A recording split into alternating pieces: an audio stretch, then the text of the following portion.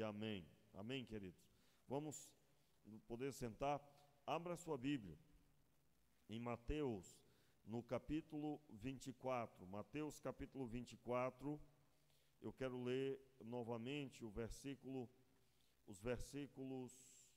Mateus, capítulo 24. Aliás, eu quero ler o texto a partir do versículo 36 até o 44. Domingo à noite nós lemos até o verso 39, basicamente, e eu quero continuar ministrando a palavra. Lembrando, nós estamos falando a respeito que os dias estão, o Senhor está às portas, a vinda do Senhor é iminente, e nós precisamos estar preparados para encontrar com o Senhor.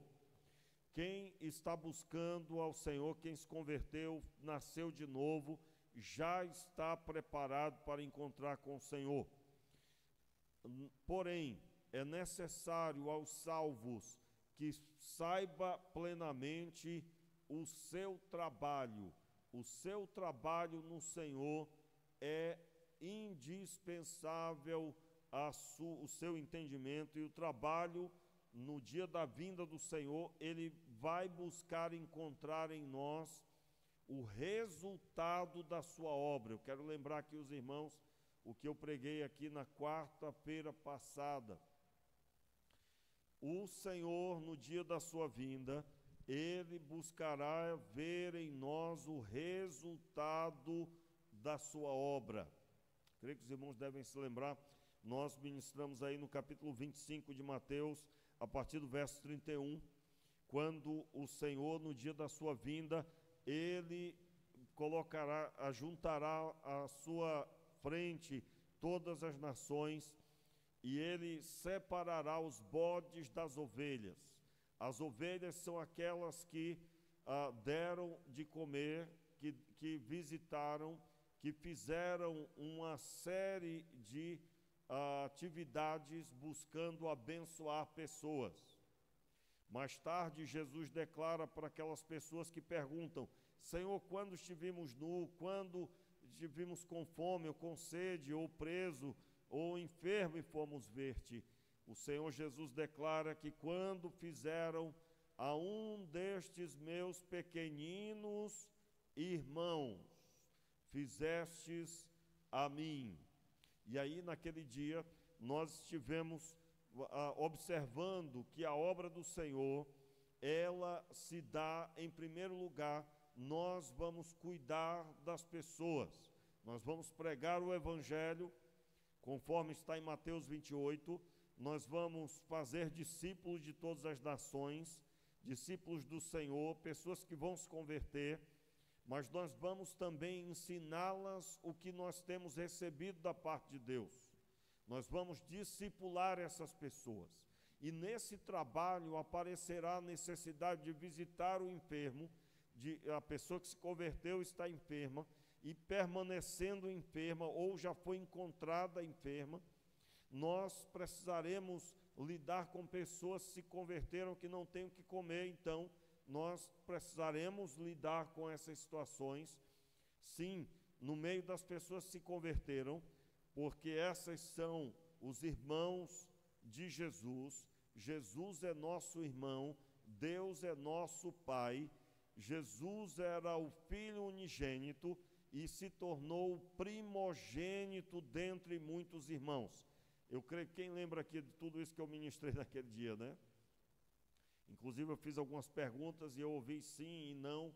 Quando a resposta era sim, eu ouvi uns sims e uns nãos. Quando a resposta era não, eu ouvi sim, né? Então, nós precisamos sim ministrar a palavra de Deus, precisamos ler a palavra, precisamos estar ligados à Escritura.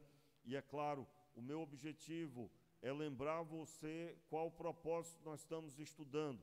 Nós estamos ministrando que Jesus está às portas, e se Ele está às portas, cremos, essa realidade espiritual, onde nós vamos apresentar o que fizemos, nós vamos apresentar o quão nos envolvemos, seja entregando oferta para missões, seja lidando com as pessoas. E aí, meus irmãos, se a angústia bater no seu coração porque você não está cuidando de pessoas, Deus seja com você e que você se levante em fé, se levante na sua vida espiritual para servir ao Senhor de forma completa. Eu quero deixar claro, irmãos, Deus em Cristo não nos salvou para vivermos somente a vida espiritual pensando em nós mesmos, mas Ele nos salvou e Ele nos ensina na sua palavra a termos uma vida de oração, uma vida de entendimento da palavra de Deus, uma vida de testemunho, de forma tal que o nosso viver seja essa realidade espiritual.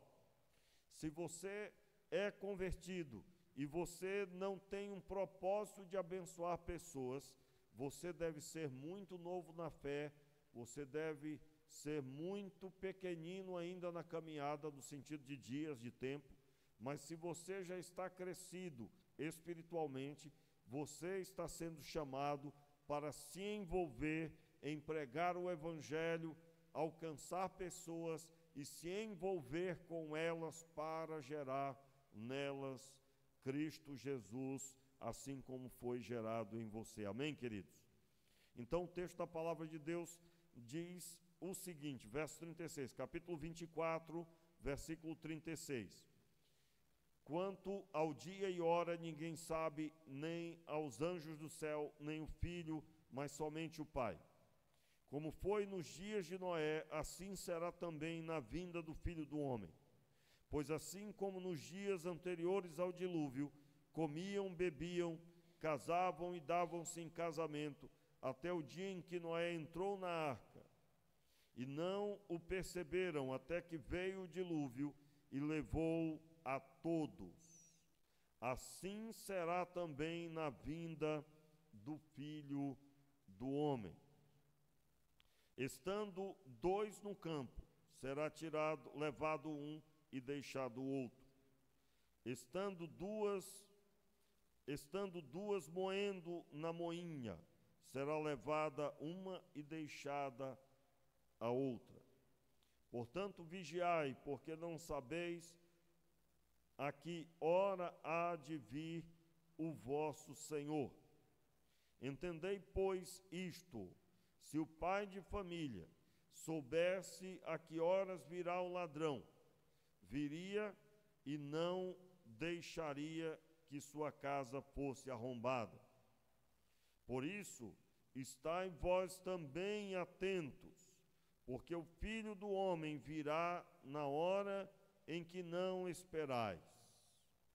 Veja, até o verso 44 ele declara: o Filho do Homem virá na hora em que não esperais. Ele dá um exemplo de um pai de família que, se ele soubesse a que horas o ladrão vem, ele vigiaria e não permitiria a sua casa ser arrombada. Porém, na vinda do Senhor, ninguém sabe, como diz o verso 36 que lemos: quanto ao dia e hora, ninguém sabe, nem aos anjos do céu, nem o Filho, mas somente o Pai. E o que é que Jesus está dizendo aos discípulos? Estejam atentos, vocês não sabem a que horas acontecerá. Então, o texto diz, os irmãos terem uma ideia como isso aqui é tão forte, né? Eu quero fazer uma observação aqui sobre essa questão que está no verso 43 e 44. Como seria se fosse marcada a hora? Como seria se o Senhor dissesse: olha, será no ano 2000 e tal, no horário tal? Como seria? Eu vou dizer para você um pouquinho do que seria. Muitas pessoas religiosas iriam para o pecado tranquilamente e desfrutariam dos prazeres repentinos do pecado, ainda que repentinos. Pastor, mas é o pecado. Meu irmão, o pecado tem um sabor repentino, passageiro. E o hedonismo, lembra do hedonismo? O que é o hedonismo? O hedonismo é o entendimento baseado na conduta de Edom. Quem era Edom? Edom, Esaú, ele, quando estava com fome, se sentindo com ânsia da morte, dada a sua fome, ele olhou para o prato de lentilhas, para a comida que Jacó havia feito, e ele disse: olha, dai-me deste ensopado, porque eu estou quase à morte de tanta fome, em outras palavras. E o texto então declara que Jacó disse: dai-me o direito de primogenitura então. Esaú então responde: de que me vale o direito de primogenitura se eu morrer? Então ele dá ao seu irmão o direito de primogenitura e toma daquele alimento, porque lhe era mais agradável o prazer de ter o seu estômago saciado. Daí vem o entendimento do hedonismo. Eu quero agora. Quando ele fala: do que me serve a primogenitura se eu padecer, se eu morrer? O direito de primogenitura só seria exercido no futuro, com a morte do seu pai. Normalmente o pai abençoava os seus filhos, e foi o que Isaac fez. Mas isso seria num dia que ninguém sabe. Ainda que Isaac estava idoso, não se podia determinar o dia que ele receberia a bênção da primogenitura, o dia em que oficialmente o seu pai iria impor as mãos abençoando. E no período da ausência do seu pai, ele lideraria o nome da família, seria o gestor geral de todas as coisas. Muito bem, esse direito, e é claro, eu estou falando de forma humana, em se tratando de Esaú, seria a bênção do Senhor que estava sobre Isaac, viria sobre Esaú. Mas essa prática de primogenitura e a bênção da herança, no caso, herança material, era algo comum naquele período. Então, o que foi que Esaú fez? Ele abriu mão de algo que ele só teria no futuro para receber algo agora. Então, perceba, o que é o hedonismo?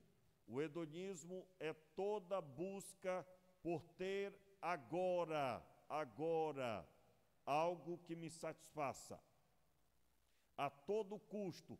E quando alguém faz a troca do espiritual, das bênçãos, das promessas, por algo como no caso de Esaú, no exemplo de Esaú, isso é hedonismo.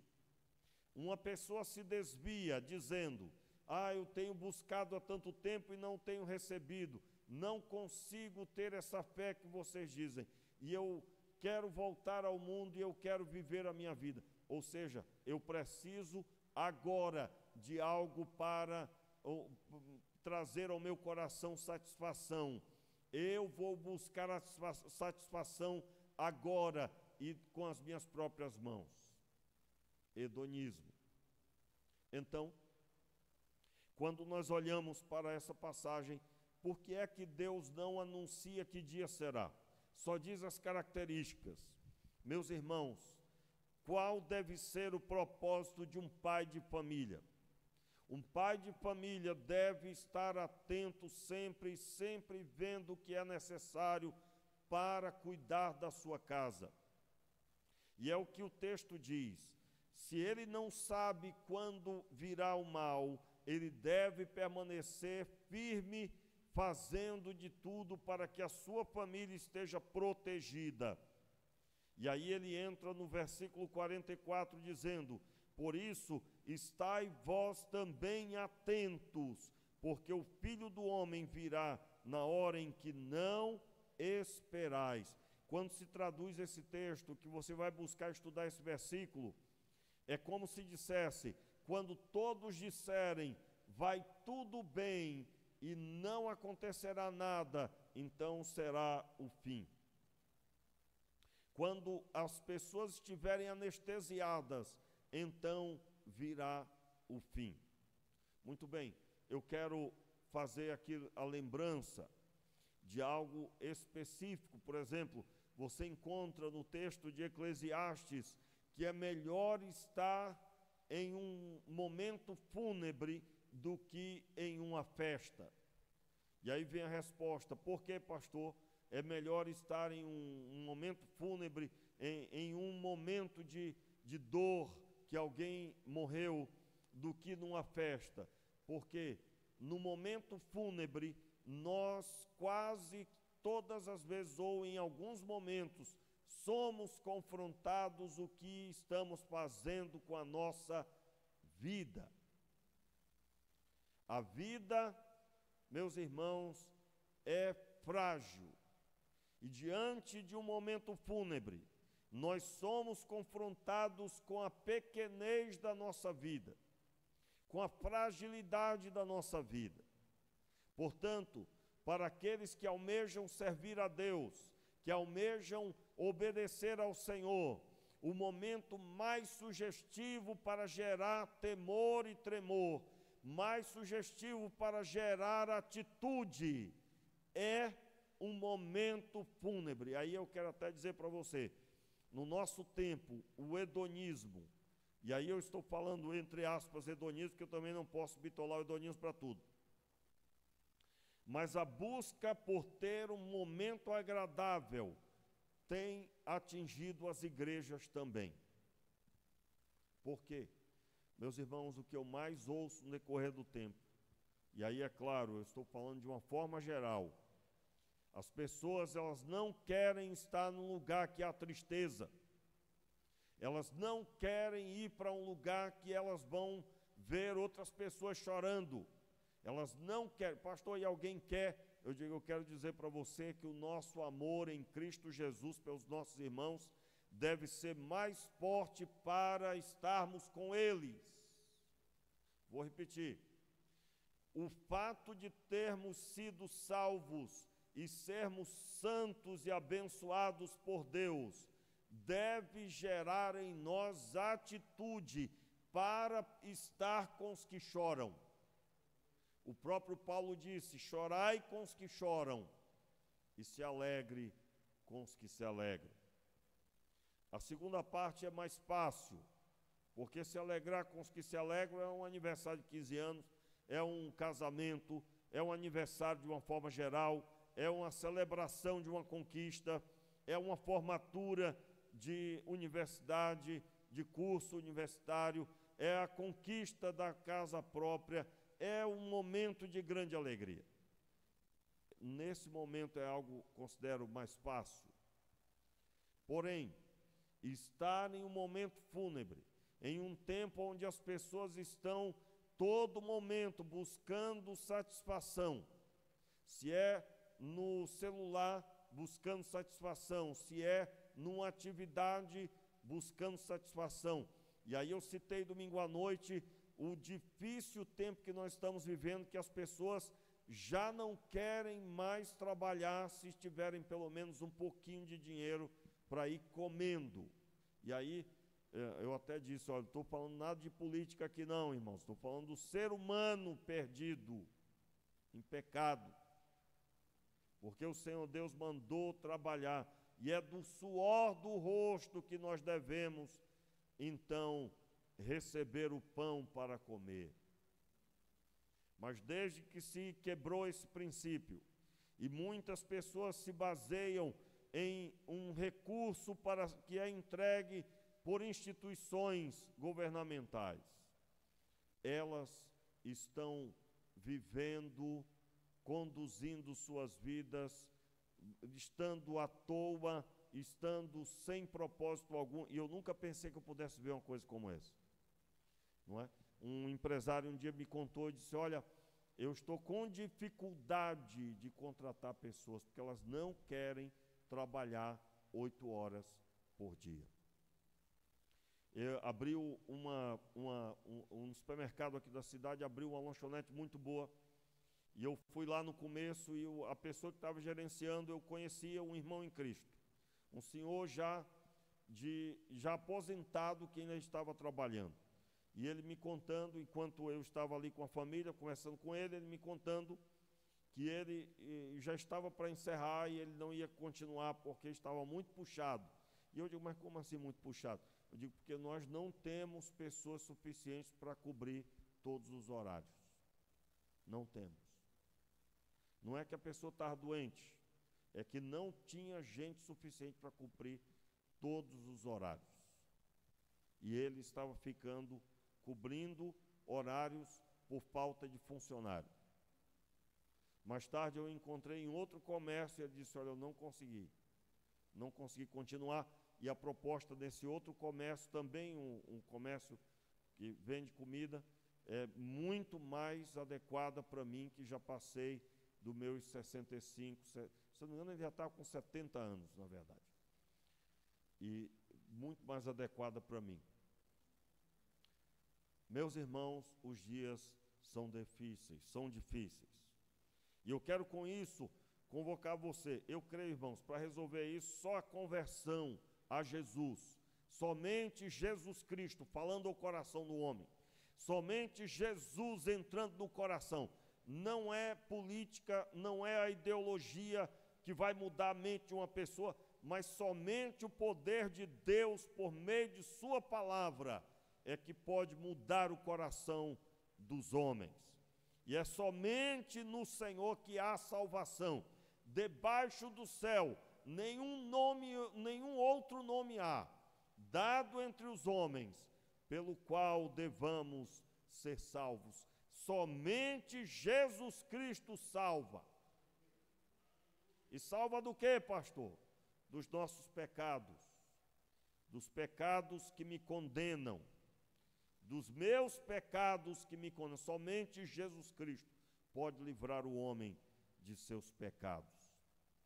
E eu quero com isso dizer para você, em nome de Jesus, meu irmão, o tempo é esse. Se o Senhor marcasse o dia e a hora, haveria pessoas religiosas que iriam fugir para estar entregue ao hedonismo, entendendo que no dia marcado ele estaria lá bonitinho, esperando a hora. Claro, nós sabemos, muitos morreriam, porque quem procura o pecado está também mais próximo de findar a vida aqui na terra. Então, após a morte, quem morreu no Senhor, assim é, quem não está perdido. Isso é o que a palavra de Deus diz. Tá, mas pastor, por que o senhor está falando disso? Meu irmão, tem um negócio parecido que nos faz acreditar nisso. Eu não sei se você já ouviu sobre esse assunto, mas nós somos interpretados por outras denominações, né? Os batistas, por exemplo, vou pegar um exemplo de casa, somos interpretados por outros, não vou dizer denominações, mas pessoas de outras denominações, que nós pregamos que os batistas, nós pregamos que o crente, salvo uma vez salvo, salvo para sempre. E aí vem a interpretação errada. Já que é salvo para sempre, eu posso fazer o que eu quiser.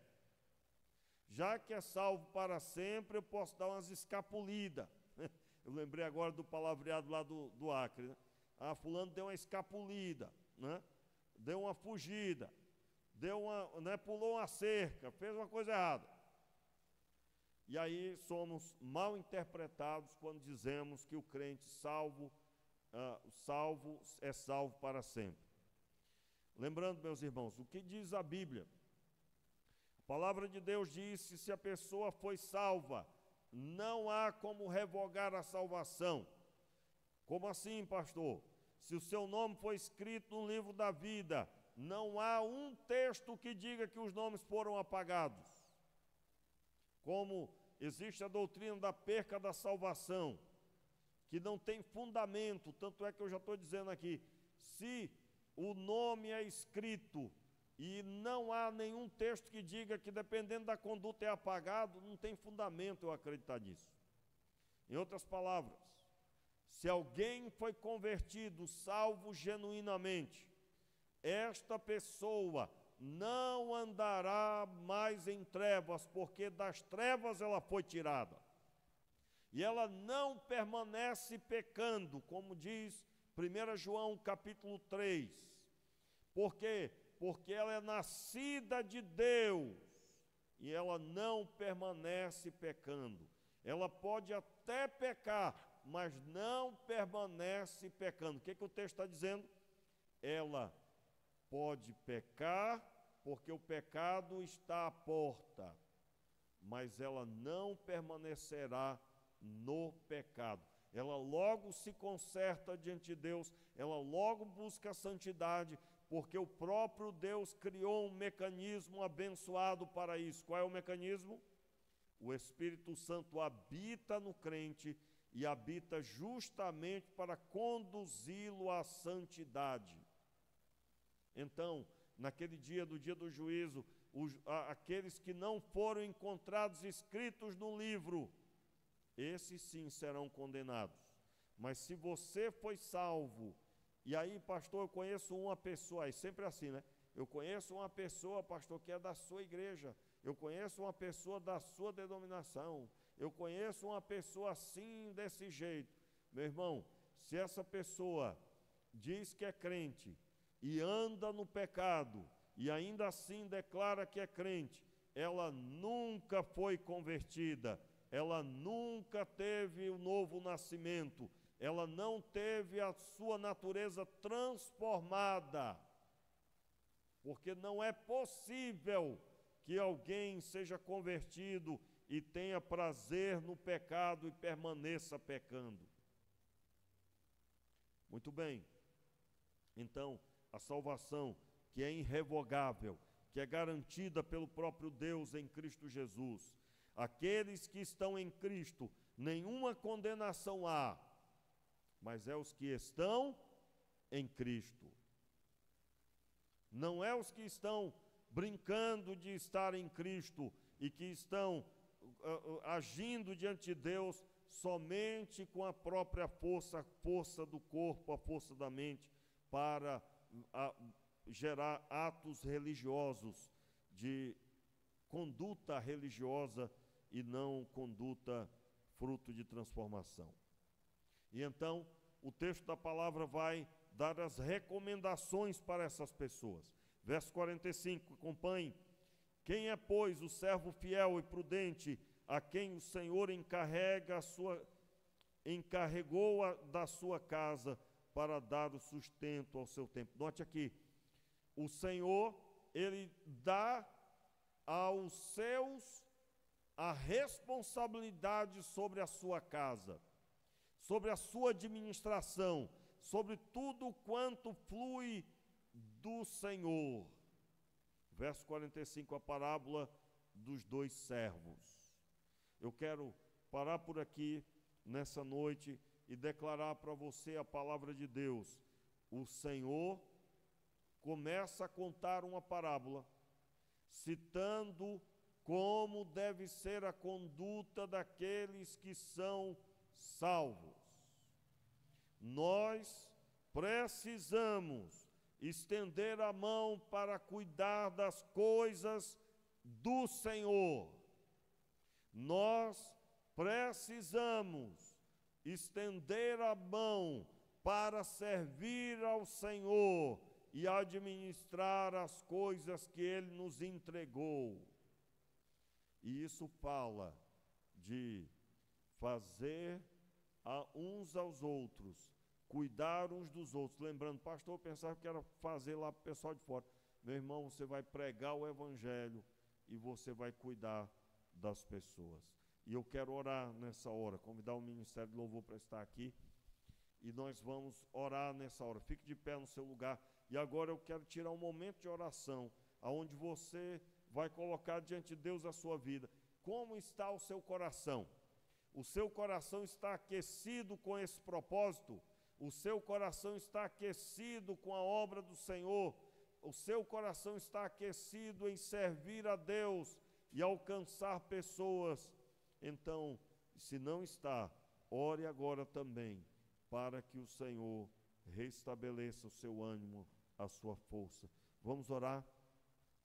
Meu Pai, é no nome de Jesus que nós oramos, E nós te pedimos, Pai, a tua mão viva e poderosa, abençoando, Senhor, cada um dos teus filhos. Nós clamamos, Pai, pedindo o teu poder, Senhor, sobre a tua igreja.